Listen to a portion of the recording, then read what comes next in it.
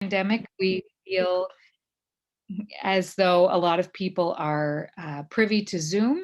But if you aren't, if you have any questions, we have both Neha and Ashley on the call today, as well as I can answer any questions you might have in the chat as well. And so we are in New Brunswick today, or I'm in New Brunswick, and we're getting a little bit of weather. So I just thought I would pop on and say hi so that you could put a face to kind of the voice.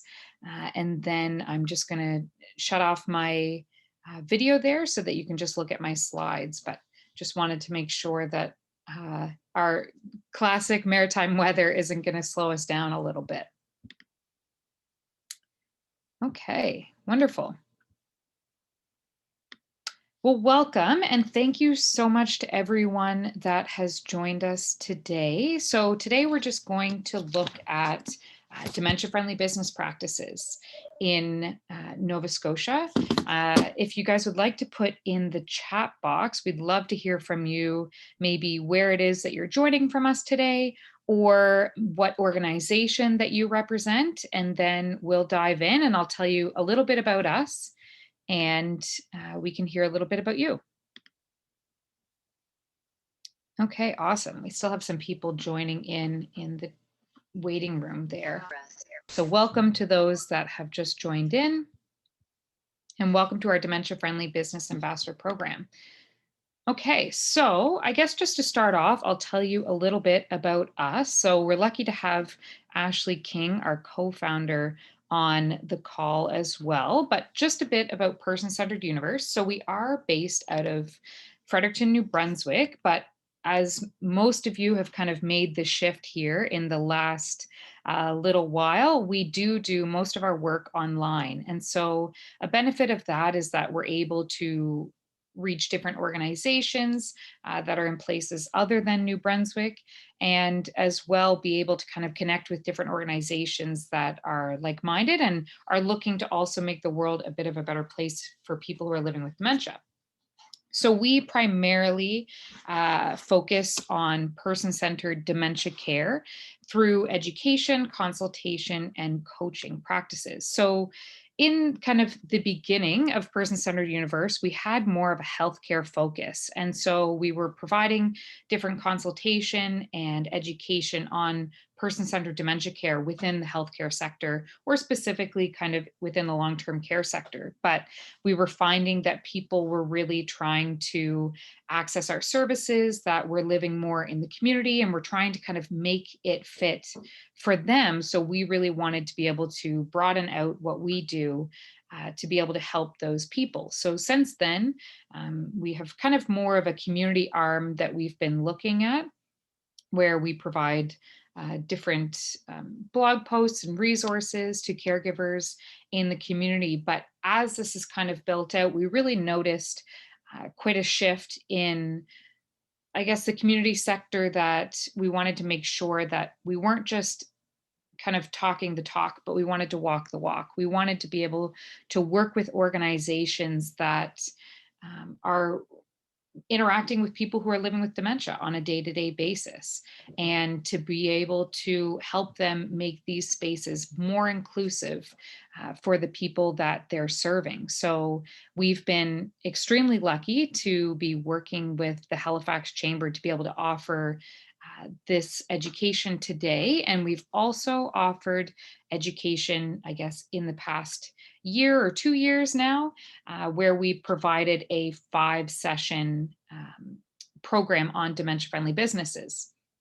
And would love to hear from you guys as well in the chat if anyone was able to join in our last session or our last grouping of education with the Halifax Chamber. And if not, we welcome you here for the first time. But essentially what we wanted to do with, I guess, the program this time around was basically to look at more sector specific needs. So we've broken it down a bit. And so this is kind of what you can expect for our upcoming sessions. So today, our intention was in the beginning to have a bit of a power lunch So if anyone is having their lunch now, hopefully this can be a bit of a lunch and learn for you now. But obviously, with everything that is going on, we felt that this was kind of our safest way to be able to interact with each other and engage. So we are very happy to have you guys join us online today. So today we're kind of having a bit of an introductory session, more of a power lunch.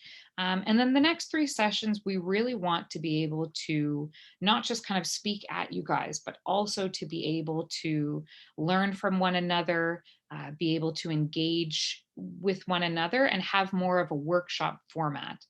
So they will just be shorter workshop formats. So, what we're going to connect you with is our online learning platform where you'll be able to read a bit more about the things that we're talking today about, and then as well be able to kind of build on your dementia knowledge and to be able to share back so that we can really specify the program for you. So today we have everybody on the call.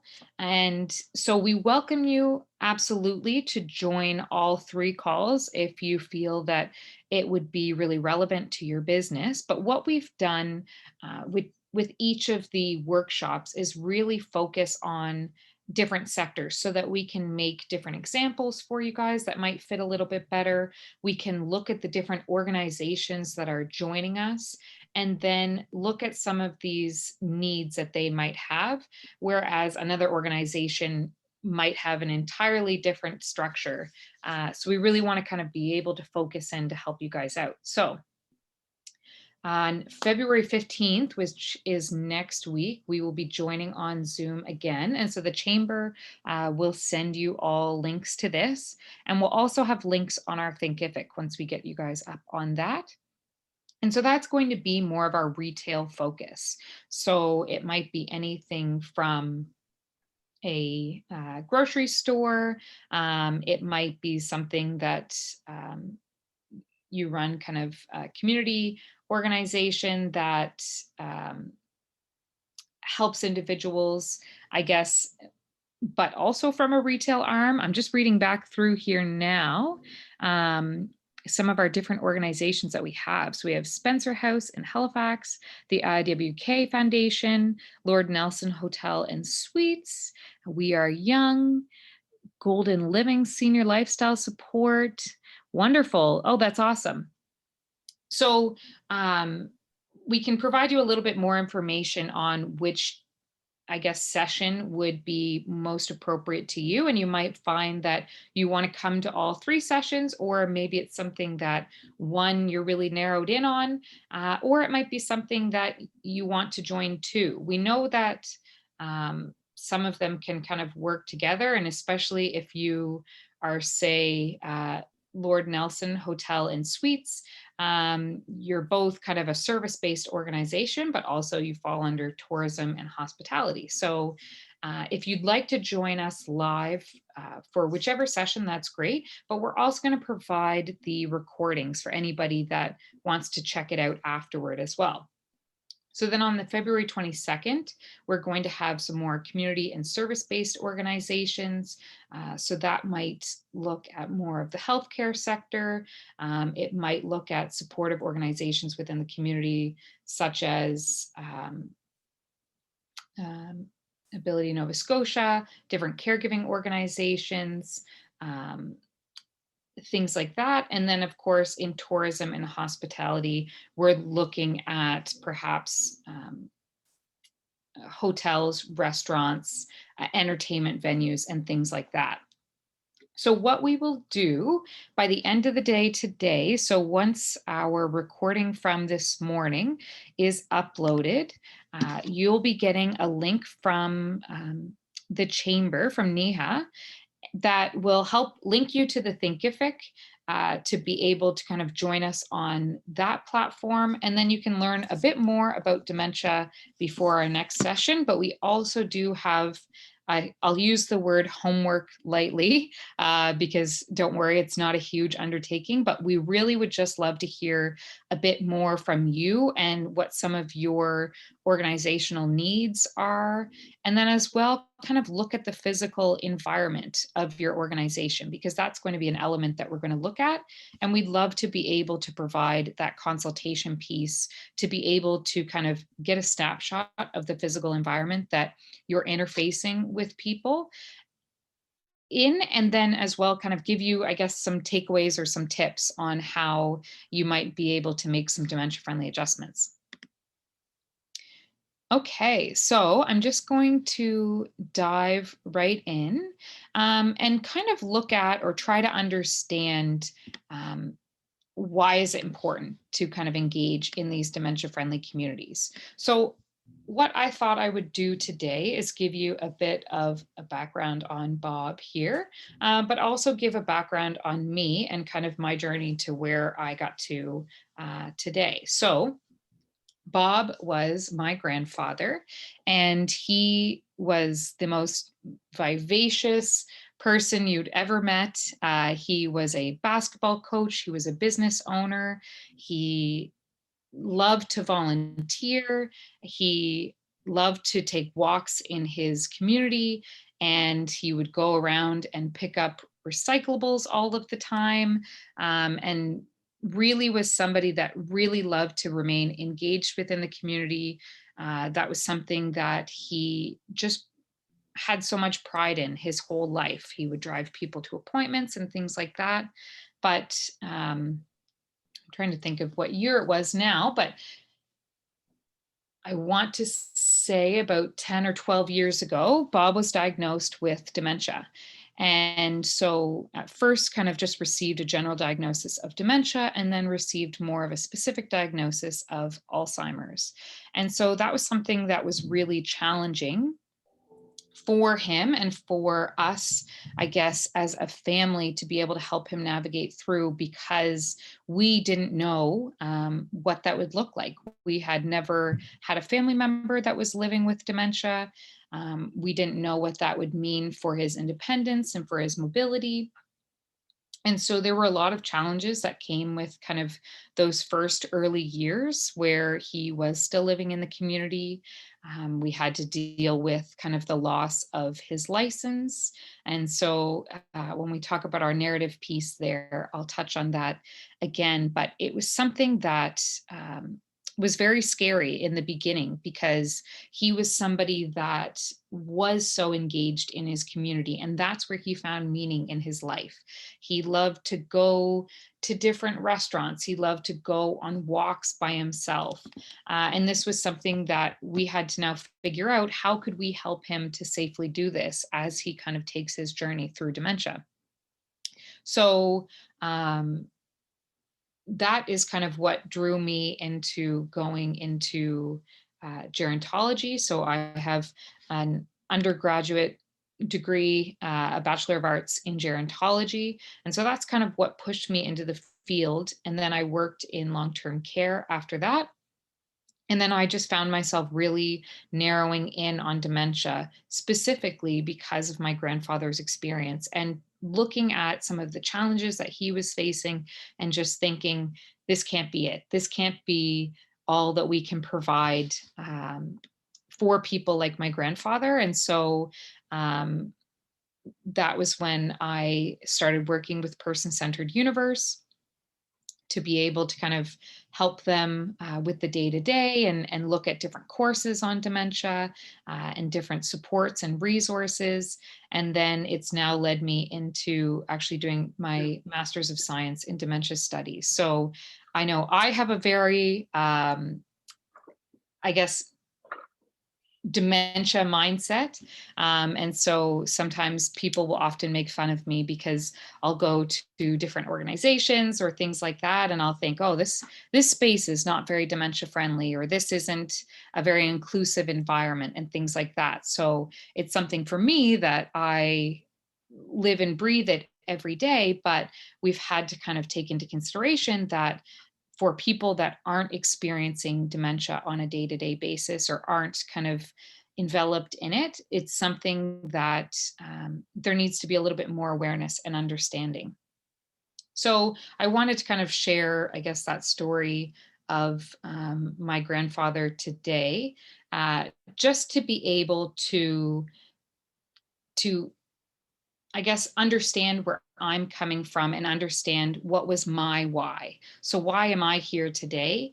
I want to make the world a better place for people who are living with dementia, like my grandfather was, and for the people that we've met along the way. So, I would love to hear from everybody else kind of what is your why? So, why are you here today? I don't know if it's something that your organization has a really person centered focus. Maybe you stumbled upon it on the Halifax Chamber website. Maybe you have some personal experience yourself, and this is something that you really want to make a change in that way. But we'd love to hear from you guys in the chat, kind of what brought you here today? So what is your interest in creating dementia friendly communities?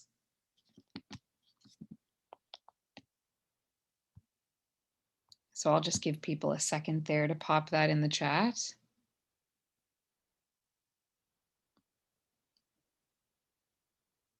I know it's always a lot easier on my end to ask the questions than because I know everything that's coming up. So we'll give you guys a second.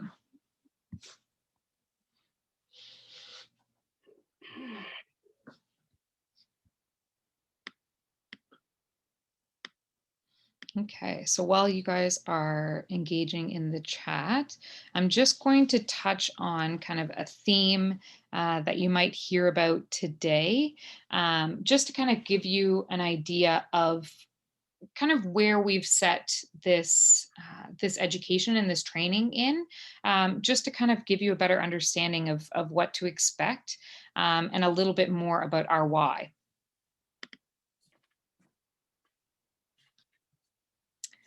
Okay, so we have a lot of our background in narrative gerontology.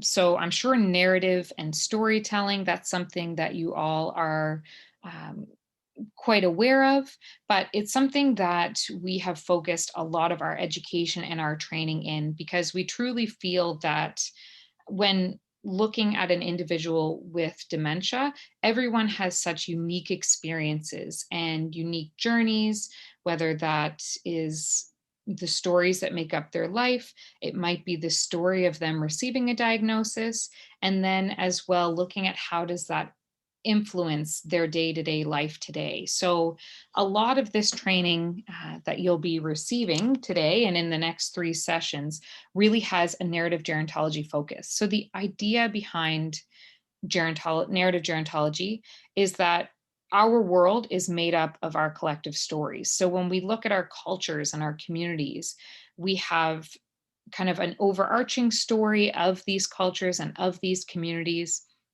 that really allows us to kind of understand who we are. It understands our values of a community and how sometimes it brings us together and sometimes it draws us apart. But within that overall collective, we each have our own stories, that really make up who we are and kind of change our path on life and change our understanding. So, when we look at my story, for example, my grandfather was a really big chapter in that story. And he was kind of a catalyst for change and a catalyst for me wanting to go into the work that I do. And when I look at my grandfather's story, how that experienced his understanding of dementia, it certainly was something that we could see pieces of his life story really come out as we kind of went through the different stages and the different experiences. So, the example that I wanted to kind of share before was with his driving. So, driving was always something that was really important to him because it really fostered his sense of volunteerism. So, he would drive neighbors to the grocery store, to different appointments. He was a Boy Scout leader and a coach for many years. And he was somebody that, if a kid really wanted to be on his basketball team, but maybe they lived out of town or their parents weren't able to drive them in, it was something that he had such a pride in being able to go and help people out in that way. So we knew that that was going to be a big part of his story with dementia.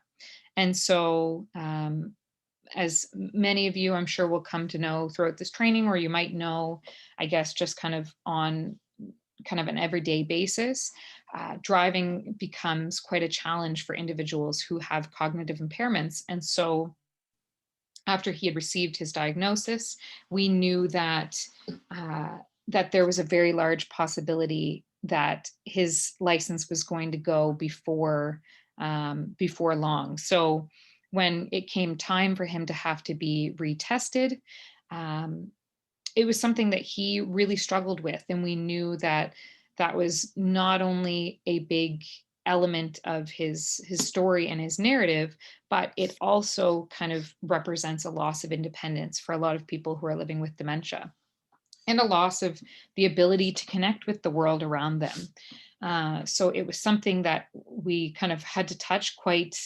delicately. But in the end, the decision was made with my grandfather, as well as with our family, that he decided to kind of take it into his own hands. So one day he got dressed up in his suit and he went in with my mom and made an appointment at Service New Brunswick and went up, and in his suit he went up and he said, "Thank you very much for this, but I won't be needing this anymore. I would like to hand this in." And so he kind of took it into his own hands. But something that could have been a very negative chapter of his story with dementia was something that we tried to kind of turn um, into something that he had a bit more control over. So, in thinking of our stories, I want to go back and read out some of the comments that we've gotten in the chat box there, just to kind of get to know everybody a little bit. So, we have an organization that supports adults with intellectual disabilities, and they're quickly becoming an aging population at our programs. Many are developing dementia. So you're definitely in the right place. And I will stay on for a couple minutes after as well. If anybody has any questions, maybe about which workshop would work best for them, and I can definitely try and help you point you in the right direction on that, because it definitely sounds like you are a community and service-based organization, and it's a great place that you're coming to kind of meet your clients where they're at, and so you're trying to kind of adapt to that. Okay, so Robin says, "I'm looking to broaden our ability to include employees and awareness that represent the community. This also helps bring awareness and support for teams that are also dealing with this in their personal life." So that is such an awesome why to be here. So Leslie, "My work often involves dealing with elderly people. Sometimes they are touched by dementia. On a personal basis, I've experienced dementia with an aunt." Thank you for sharing. So Allison says, "Spencer House is a community center with a senior focus that helps support older adults age in place. Some of our members are living with dementia. On a personal note, my mom had an early onset of dementia, and so I'm aware that dementia is not always related to older age." I'm really glad you brought that up. We're going to touch on that there in a minute. And I think you bring up such an important element, that we often do have these stereotypes and biases as a community of what dementia looks like. So when people are receiving a diagnosis at a younger age, it really changes their story, and it changes what that might look like for them. And so each kind of differentiation brings a different challenge or a different experience, but it's something that we really want to be able to honor all different types of experiences with dementia. So I'm a member of a naval association with older members, and I've had a few already with dementia. We Are Young is a charity that grants unfulfilled wishes to seniors living in Nova Scotia. We grant wishes with the clear intention of changing the way we view and value seniors. Through granting wishes, we hope to raise social awareness around inequalities seniors face, encourage respect for and appreciation of seniors, and facilitate intergenerational connection where seniors experience inclusion and belonging in their community. That's amazing. That sounds similar to Wish of a Lifetime in the US. And it's something that I think that is such a great community initiative. So that's wonderful that you're doing that. I work with an aging population who many are likely to develop dementia. So it's great that you're here. And Golden Living says, I just joined the chamber and saw this amazing offering. I work with seniors one-on-one in their homes, providing lifestyle enrichment and non-medical in-home support to improve overall quality of life and well-being. And although I have a vast education in dementia, there's always room for growth and expansion. So glad you're here because I couldn't agree more. I know um, when you kind of dive into a topic like this, you realize so much that it isn't just kind of um, a one and done, take a course and you've got everything you need to know about dementia. I think it's such an ever-changing field and it's something that there's always room to grow and understand. And our current reality as a hotel here is that our main source of business is people traveling for medical reasons. This also involves people living with dementia, traveling with family members or close friends. We want to make these difficult travels as easy and stress-free as possible. There are several cases of Alzheimer's in my immediate family as well, so this is a close personal subject. Okay. I just want to thank you all for just being here. And I think this really kind of shows and is a testament to the organizational, I guess, values and culture that you all come from. And I think it's wonderful that you're all here today. And I also, as well, want to thank you all for sharing kind of personal stories as well, because I know that that can be really challenging. And it certainly shapes the lens in which you come to education like this from. So I just want to thank you all for that. Okay, thank you so much for sharing, and we'll leave the chat box open there as we go along. But I have another question for you. I promise I won't make you talk the whole time, but I would love to know, just in a couple of words, what the perfect day of retirement looks for everybody. So kind of taking our narrative focus and looking at, for you, what would that look like for everybody?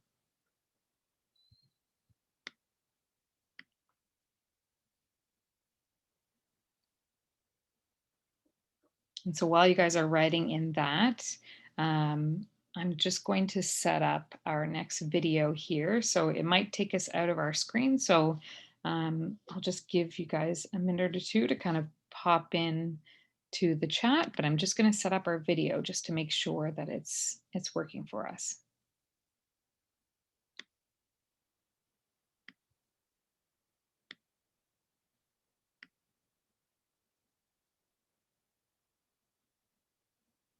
Active and outdoors. That's wonderful. That's definitely something that I want to be a part of my retirement uh, someday. If I know it's sometimes it feels like a bit of a pipe dream as kind of our world shifts and people are working longer and things like that. So when I retire, I hope my days are filled spending time with my family and enjoying the simple things that life has to offer. So having the ability to choose what I want to do as opposed to doing what has to be done. Hopefully staying active physically and within my community.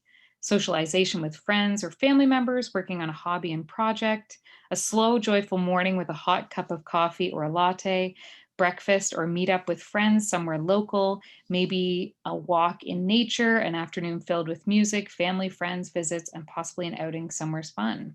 Stability with the option to participate in activities that meet my individualized needs, ability to travel and hang out with friends and family. So these are awesome. And it's so neat to kind of see what everyone's perspectives is. And our participant from Golden Living, I think you have a very narrative mindset yourself because that was very eloquently put as well. A nice balance of relaxed and active and traveling. Okay, so this is kind of always a downer a bit of the activity, but I now want you to kind of focus on what does that now look like if you, or say your partner or a close family member has now received a diagnosis of dementia. So how do you think that might change? It might be something that you might need a little bit of assistance to go on these outings somewhere's fun? Or are you potentially having a hard time making that hot cup of coffee in the morning? And it's always interesting to see within kind of the answers here that many people are thinking about this kind of first day of retirement or a perfect day of retirement. People are thinking about it while they're living within the community, which is an important distinction to make, especially um, when we're looking at dementia friendly communities, because I think that oftentimes when people are thinking of older adults that are living with dementia, they're not considering those that are living within the community that still want to remain engaged and active within the community. They want to go on these fun outings and they want to be able to travel. They want to remain physically active and independently go on walks themselves.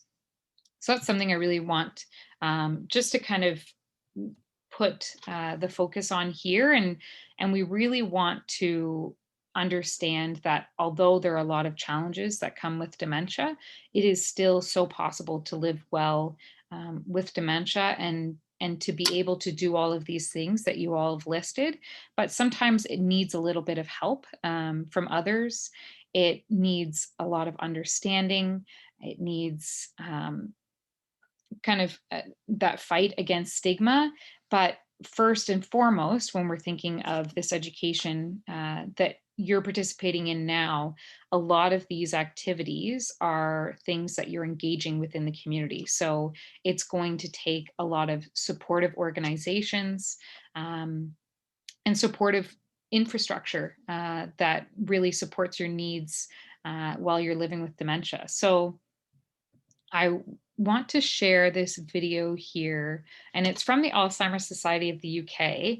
And just in the last couple of days as well, and I can put this up on Thinkific as well, but I'm not sure if you've seen, but Government of Canada has a really great commercial out there now about kind of the experience of living with dementia. And it's very similar to this one. And it's been a very positive thing to be able to see there kind of being more of a shift to being dementia friendly. And it's great to see that as a priority within this commercial that we're seeing. So I'm going to show this version here, but I'd love for you guys just to think of your own organizations and think of this as kind of taking a walk in the shoes of somebody who's living with dementia that might be accessing your organization.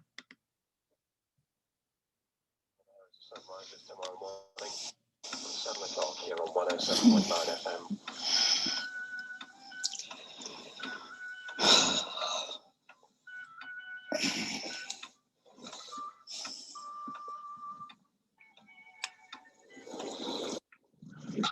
All right.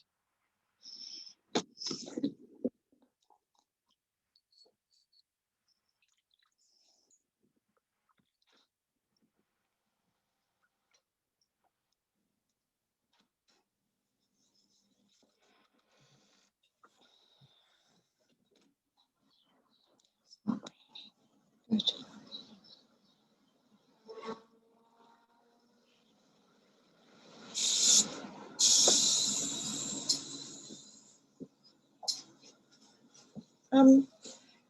What?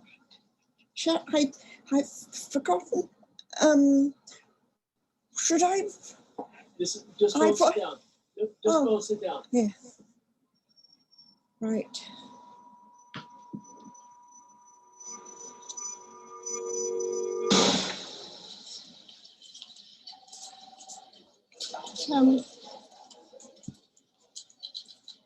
Oh, that way.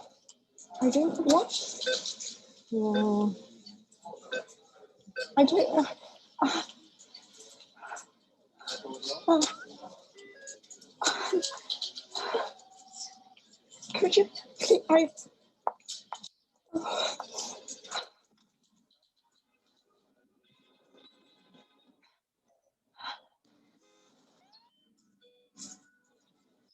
List. I did. So I did new commitment. Yeah.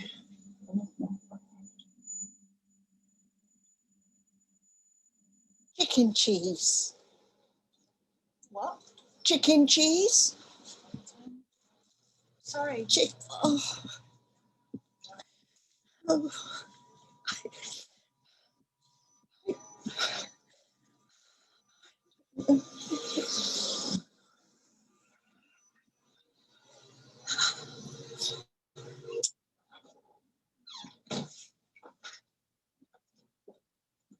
People with dementia have experiences like this every day. A little bit of understanding, tolerance, and patience can make all the difference. I'll tell you what, if you go into the seats just there, Right. when we get there, I'll call you, okay? It's okay, madam. I can't get on. Let me help you. This way. Thank you. Can I look at that list? Yes. Chicken and cheese. Oh, Let's go this way. thank you. Find out how to become dementia friendly. Contact Alzheimer's Society today.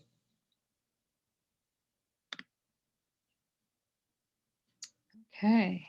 So we like to show that video just because it really kind of, again, just puts you into the shoes of somebody who's living with dementia. And so that is a person that is living within their community. They're looking to do these activities of daily living. So going to the grocery store, going to the bank. And it's something that I know we've heard feedback from some people that it almost makes you feel quite dizzy, or it can be a bit of kind of a startling experience, especially in the first part where you can kind of see the thought process that's going on there, and the challenges that this person is having to be able to engage within the community, but also to be able to communicate their needs, and just the frustration that a lot of people feel when looking at kind of those first interactions, and um, how kind of not person-centered they were, and how it really just took a second and a little bit of understanding for somebody to be able to really shift their focus and their perspective, which might seem small in the run of a day to us as people that are working within the community, but it makes such a huge and powerful difference for people that are really just trying to remain engaged. And so it's a great video that kind of in its stark nature helps for people to kind of experience it a little bit, and almost in kind of a virtual reality sense as well. So I can definitely share on our Thinkific as well the Canadian version that's now come out. And I think that it's as somebody said, it's a powerful video, and I think even more so than it being a powerful video, it's such a powerful message for people to be able to see, because a lot of times we have a difficult time understanding how others experience the world when it's different than our own, especially with something like dementia, which oftentimes can be a bit of an invisible disease. Or not disease, but an invisible experience, I guess. So one thing that I wanted to touch on, and was a question that we had a lot in our last offering of this program, was looking at dementia friendly versus age friendly. So we often kind of get the response of, well, why just dementia friendly? That's awfully specific. Why not age friendly? And so a motto that we've really worked with, especially when providing this education, is that dementia friendly is good for everyone. So I just want you to keep that in mind as we kind of come through here. So there are a lot of similarities, and I think it's important that to be dementia friendly, you don't have to kind of put age friendly in the corner. They really do build off each other beautifully. And it's important to be able to have these inclusive communities that members of all ages and all abilities can really interact with our communities, because it's important to remember. And when we touch base in the upcoming weeks, when we specify it a little bit more for sectors, we're going to look at the physical environment a little bit more. But it's really important to remember that our community and our world is really built for able-bodied and able-minded people. And it's something that we see when something is now accessible, we're adapting this world to be able to meet the needs of people that we traditionally don't see fitting there. So instead of it just being that every building in our community is accessible to people of all abilities, it's wheelchair accessible, it's visually accessible, cognitively accessible. It's something that we feel as though we're going above and beyond to make these adaptations. So it's something that we really like to point out, because in a perfect world, we would build a a world that's made for everyone that's accessing it. But of course, that takes a lot of time and a lot of money. So we really like to be able to have kind of a focus on older adults and on different abilities, to make sure that we're aware of the challenges that may arise, and that if physically we can't make changes to alleviate some of those challenges, it's something that we as kind of a service provider can look to alleviate some of those challenges. So we need to kind of take our mindset shift of, well, we're adapting the world for people that need adaptations, to we need to build a society that is able to be accessed and enjoyed by everybody, regardless of if they are dealing with any cognitive challenges, any physical challenges. Um, they might have difficulty hearing. So we need to look at, how do we make our world um, inclusive for all, rather than just trying to make these adaptations and feel as though um, that's something that we're doing to go above and beyond. So in terms of dementia friendly and age friendly, as I had said, they do have a lot of similarities. So they both are in the basis and understanding of creating supportive, engaging, and inclusive societies. There is the focus on people, and the people that are really engaging within these communities, our places, and our networks. So what are all of the potential resources to us? Where are all our challenges? And then how do we now move forward and make solutions to these challenges? And so um, age friendly comes, a lot of kind of the ideals around that comes from the World Health Organization's age friendly initiative. And so I wanted to kind of talk about some of the domains, because when we really build things out in our next sessions, that's something that we will look at a lot more. So what are the elements of a community that really need to be focused on to ensure that it is an inclusive and engaging community for all? So looking at our housing, our outdoor spaces and buildings. So this is going to be a piece that really touches on those that are joining us today. Different transportation challenges, social participation, respect, social inclusion, civic participation and employment. So how are we remaining engaged within the community? Is it through employment or is it through volunteerism, things like that?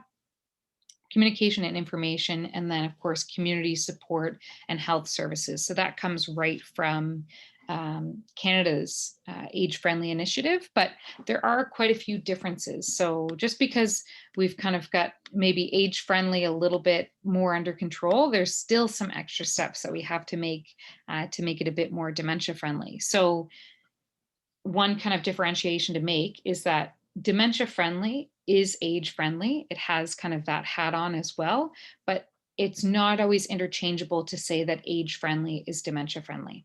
Because of course, as has been pointed out in the chat, you can receive a diagnosis of young onset dementia, or you might not present as much as an older adult who you might expect to be living with dementia, because we do have those stereotypes and those stigmas around there.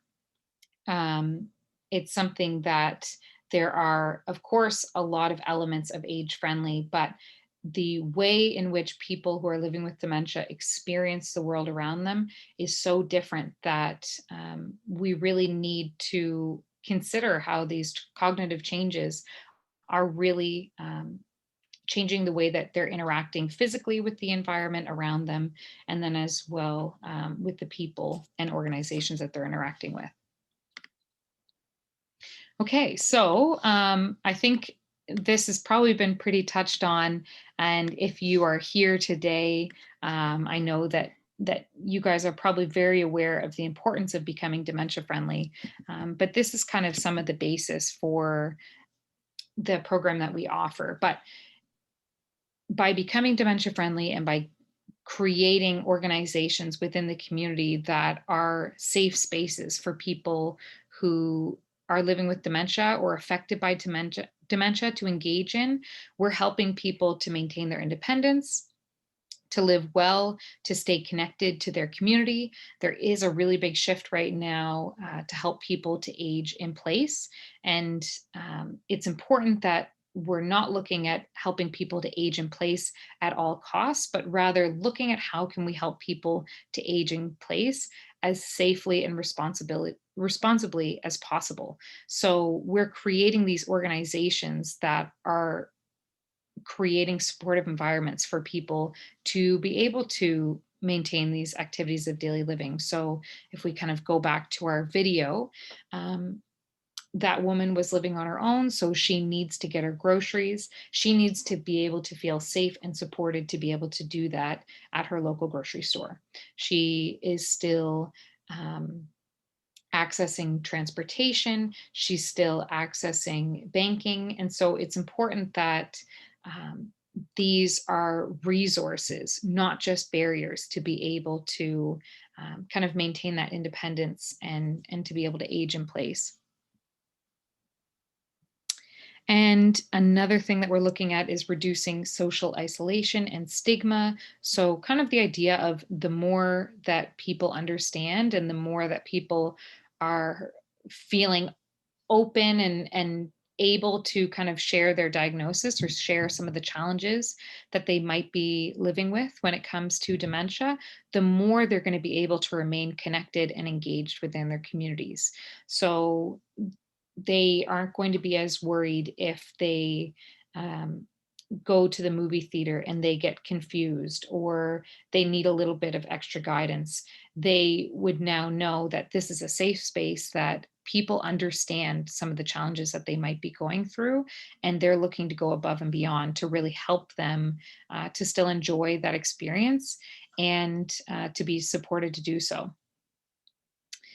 And just in terms of kind of the last two pieces here, um, it's something, again, that comes back to dementia friendly is good for everyone. So it really helps to work towards inclusivity for the whole community. So when we're trying to take the time to understand the experience of somebody who's living with dementia, we are understanding the world through a lens that is different than our own.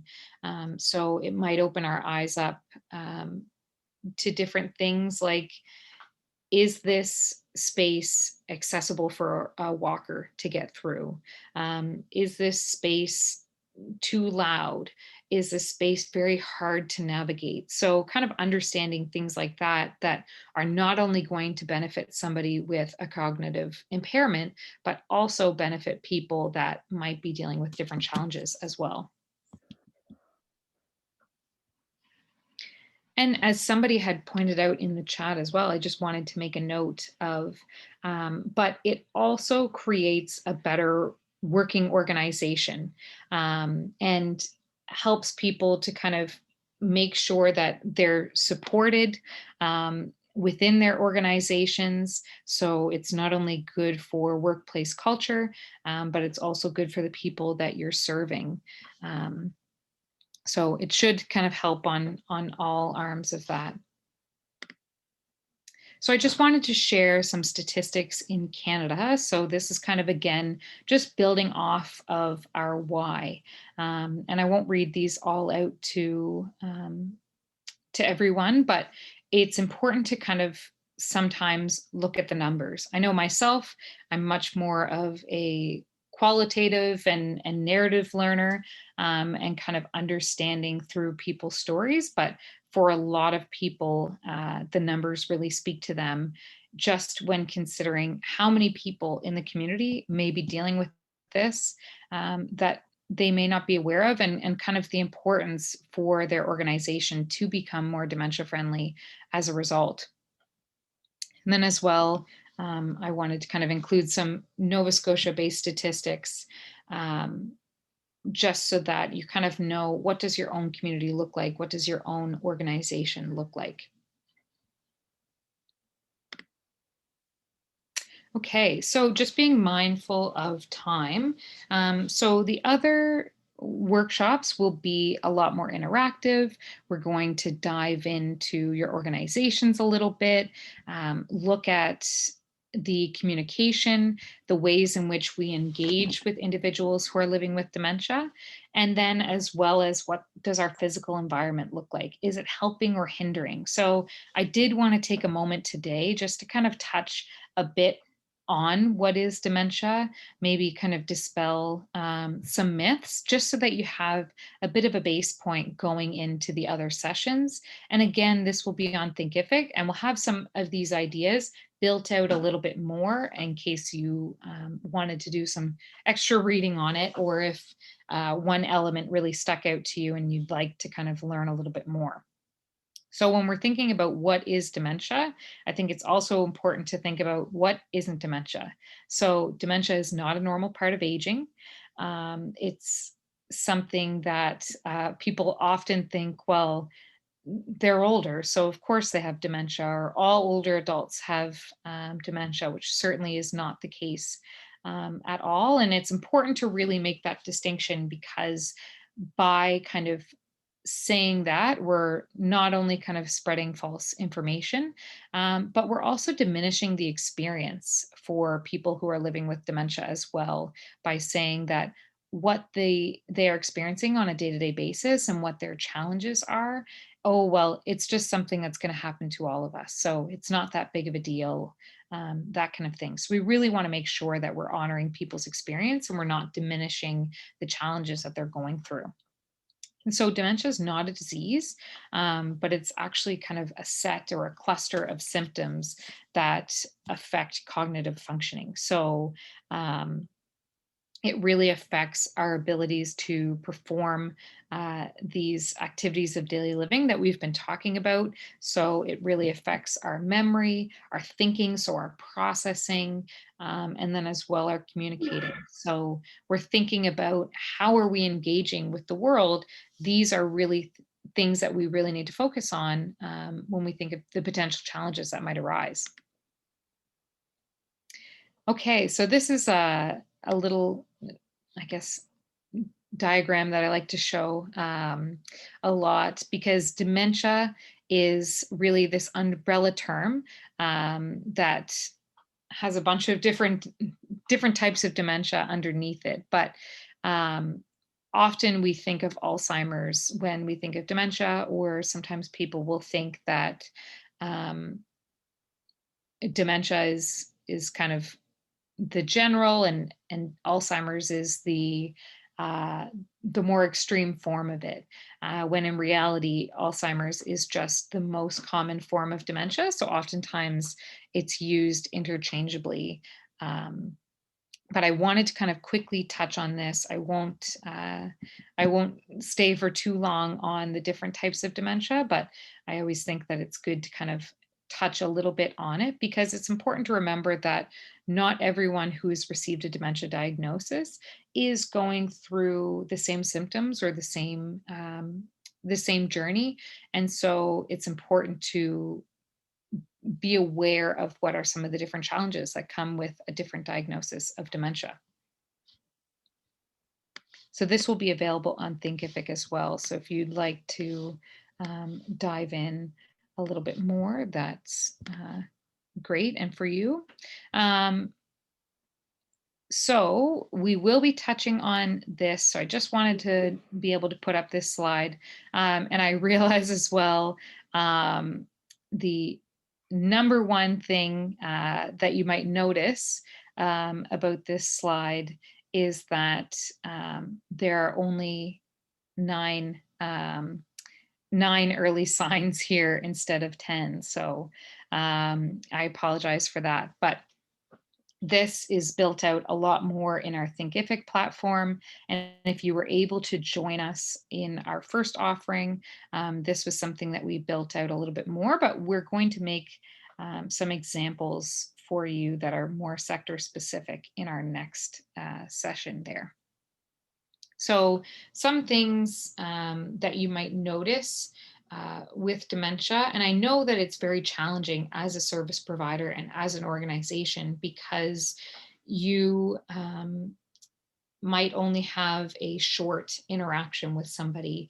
You're not seeing them on a day-to-day basis. You're not seeing this pattern of changes that are really going on. But it's also really important to kind of think of maybe some of the different symptoms or signs that you might notice that you could think, okay, this person needs a little bit more help. So how do I, as a service provider or as somebody that is working within the community, how do I help to alleviate some of these challenges?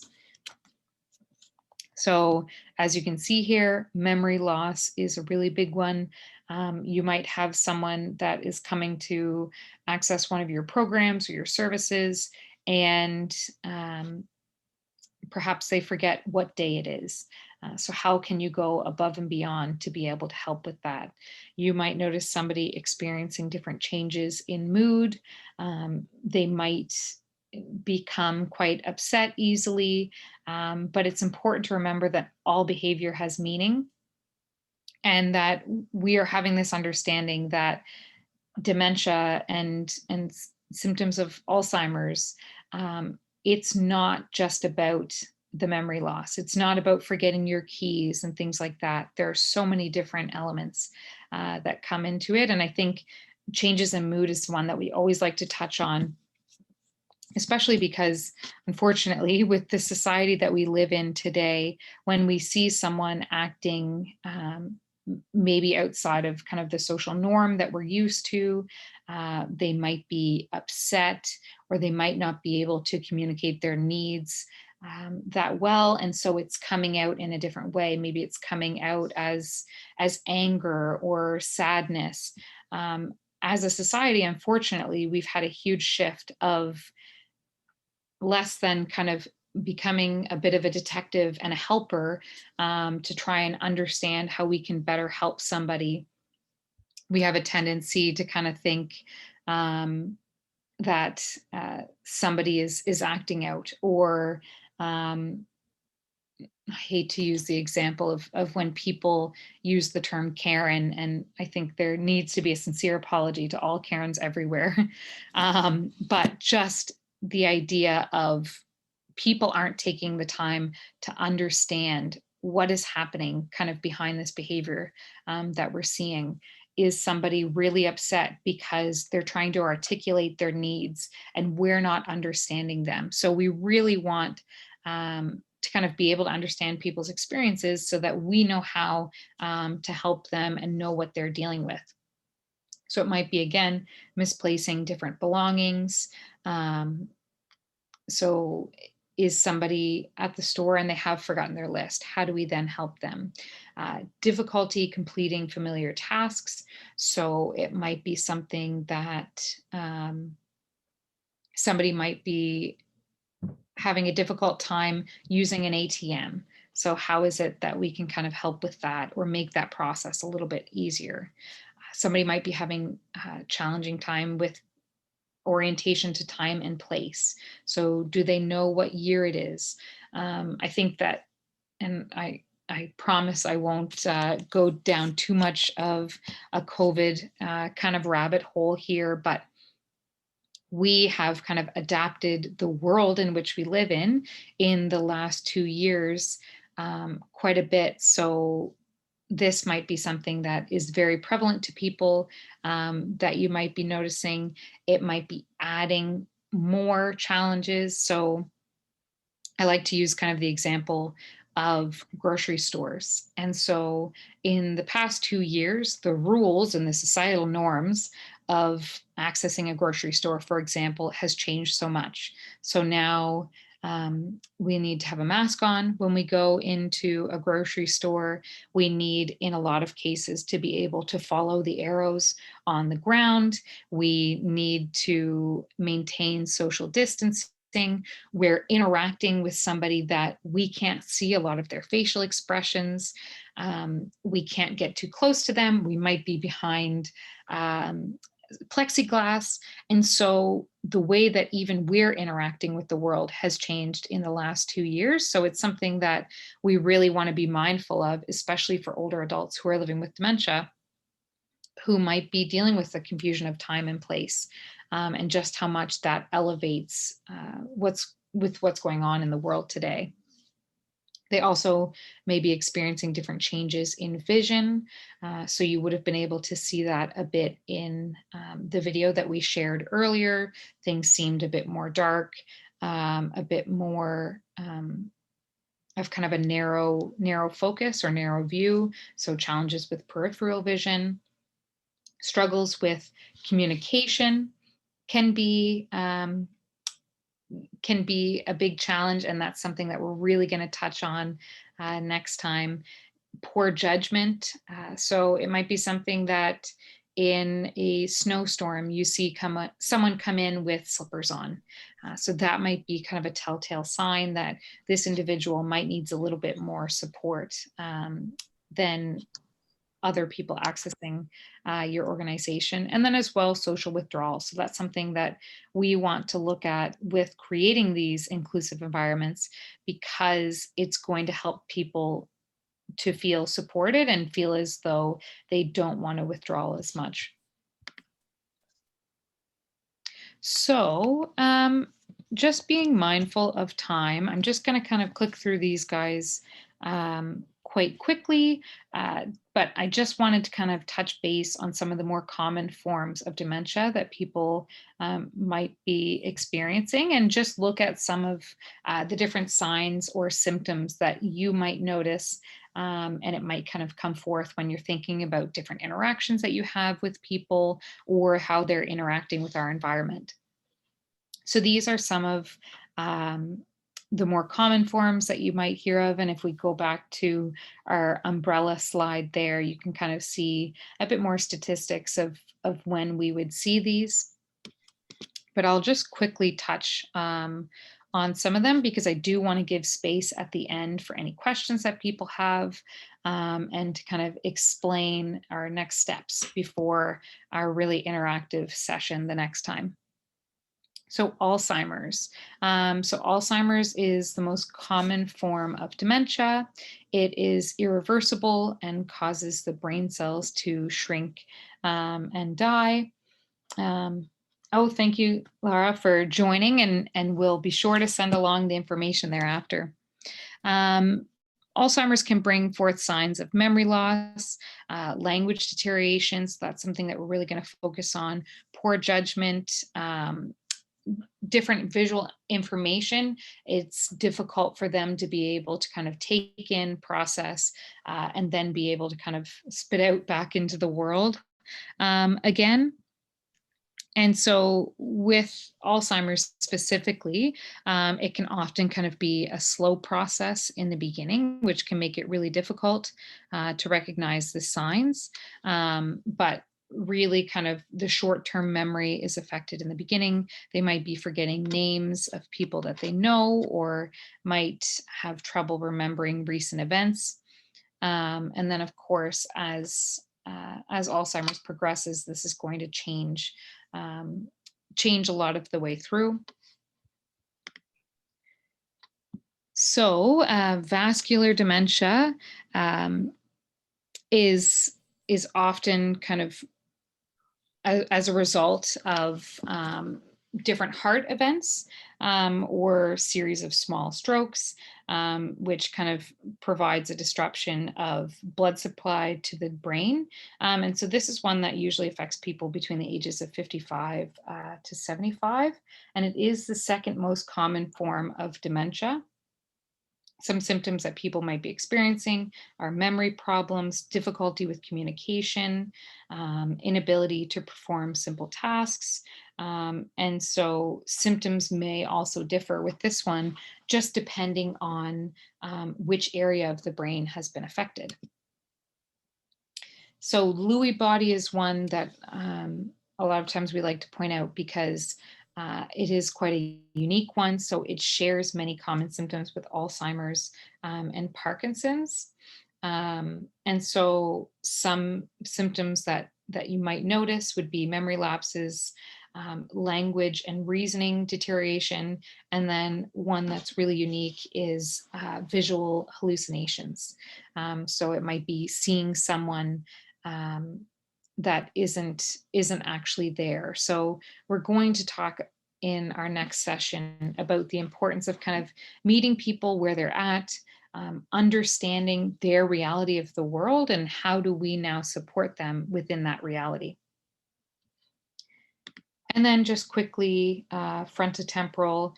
So this one has a strong genetic component. It causes challenges with understanding and speaking. So really kind of that communication piece, how are they engaging with the world? It affects a lot of our personality, behavior, and language, and it resembles Alzheimer's. And then young onset is one that I think is really important to point out, just because it does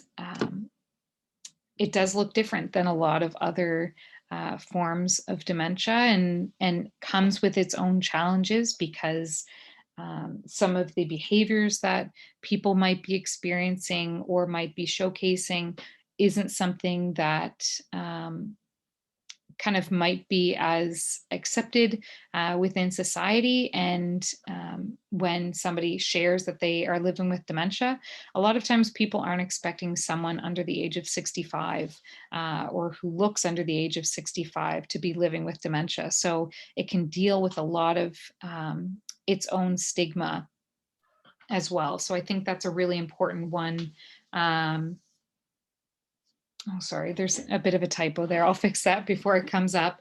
But it's an important one to really focus on because those changes are really going to be experienced. Okay, so I just wanted to touch on kind of some to-dos before our next session.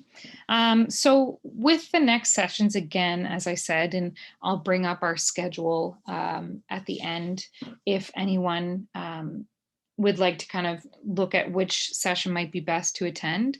But different elements that we're going to look at with that session.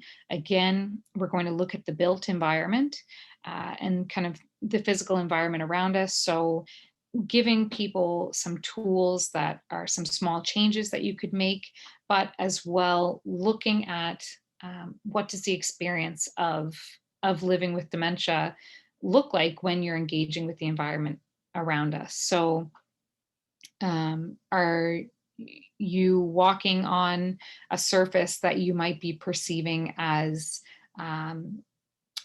slippery or wet, when in reality, it's something that maybe you're using a wax finish that perceives it to be slippery. And so what are the challenges around kind of these visual changes that you're experiencing? So we're going to look at the environment. We're going to look at kind of communication and engagement. So how do we kind of connect with and communicate with one another? How do we provide dementia-friendly service? So we have a couple acronyms there for you guys to kind of look at with that one. But what are some kind of quick takeaways that people can have that are small elements that you can implement into your day-to-day organizational values, your day-to-day interactions with people, to really make what seems like a small difference, but can be the world of a difference for somebody who's trying to engage within your organization or your business.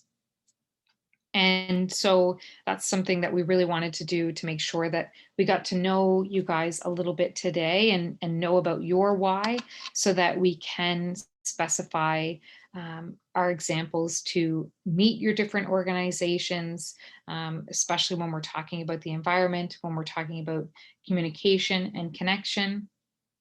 And so that comes to our next piece, which is our little bit of homework. So taking photos of our organization.